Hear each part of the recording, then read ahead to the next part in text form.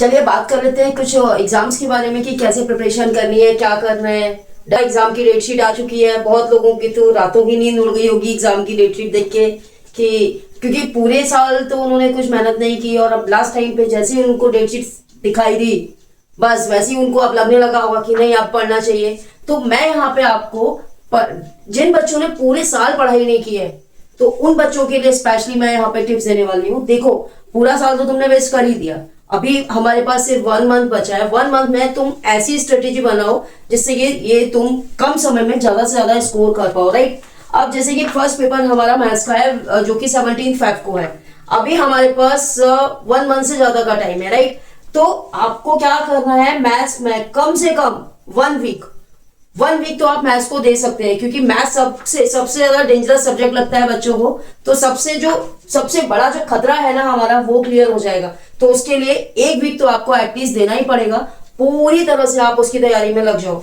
और दूसरी बात यह है कि मैथ्स में अब जितना भी आपने किया है या नहीं किया है वो मैटर नहीं करता, बस आप अपने दिमाग में एक बात सेट कर लो कि आपको मेन टॉपिक तो करना ही है और मेन टॉपिक में ऐसे टॉपिक करना है जो बहुत स्कोरिंग है।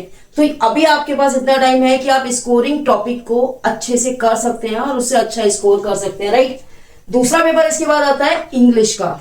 अब इंग्लिश में आपको कितने दिन मिल रहे हैं, यहाँ पे 3 दिन का टाइम मिल रहा है, राइट। तो 3 दिन में आई थिंक इंग्लिश का रिवीजन इजीली हो जाएगा क्योंकि इंग्लिश में बहुत ज्यादा पढ़ने जैसा रहता नहीं।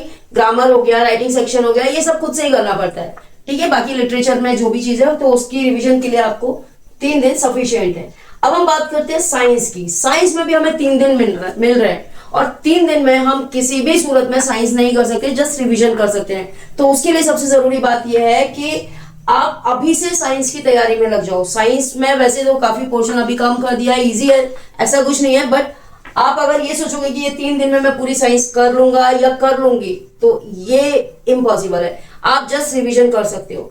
तो इसके लिए आपको क्या करना पड़ेगा, इन 3 दिनों में रिवीजन करने के लिए आपको अपने दिमाग में कुछ फ्लो चार्ट्स बनाने होंगे साइंस के लिए। जैसे ये जो मेन टॉपिक है ना साइंस के, तो उसके फ्लो चार्ट दिमाग में बनाओ। दिमाग में भी मत बनाओ, एक कहीं नोटबुक में कहीं पे बना के रखो जिससे कि लास्ट 3 डेज में आप उनको रिवाइज कर पाओ। फ्लो चार्ट से आपको मेन पॉइंट्स मिल जाएंगे और उसके अकॉर्डिंग आप उसके बारे में लिख सकते हो, देख सकते हो, ठीक है। उसके बाद आता है हिंदी। तो हिंदी के लिए काफी टाइम है, इतने टाइम में आप हिंदी कर सकते हो। हिंदी भी इंग्लिश जैसे ही समझो उसको, क्योंकि जो ग्रामर है और जो अपना राइटिंग सेक्शन है वो अपने आप हो ही जाता है, खुद से ही करना पड़ता है। उसमें कुछ आपको बहुत ज्यादा पढ़ने की जरूरत नहीं है, थोड़ा ग्रामर में देखना है तो आप देख सकते हो, राइट। और उसके बाद सोशल के लिए हमें काफी टाइम मिल रहा है, 4 दिन मिल रहे हैं। तो 4 दिन में भी सोशल रट्टा नहीं मार सकते आप, बट आप उसका रिवीजन बहुत अच्छे से कर सकते हो। लेकिन ये सब रिवाइज आप तभी कर पाओगे जब आप इस पूरे 1 मंथ में थोड़ा टाइम सारे सब्जेक्ट को दो। तो उसके लिए सबसे जरूरी है कि आप अपना एक टाइम शेड्यूल बनाओ कि मेरे को आज इतना करना है, इस सब्जेक्ट में इतना करना है, इतना टाइम इस सब्जेक्ट को देना है, इतना टाइम 1 घंटा 1.5 घंटा इसको देना है। तो उसके लिए आपको इस तरह का टाइम शेड्यूल बनाना पड़ेगा, राइट। All the best.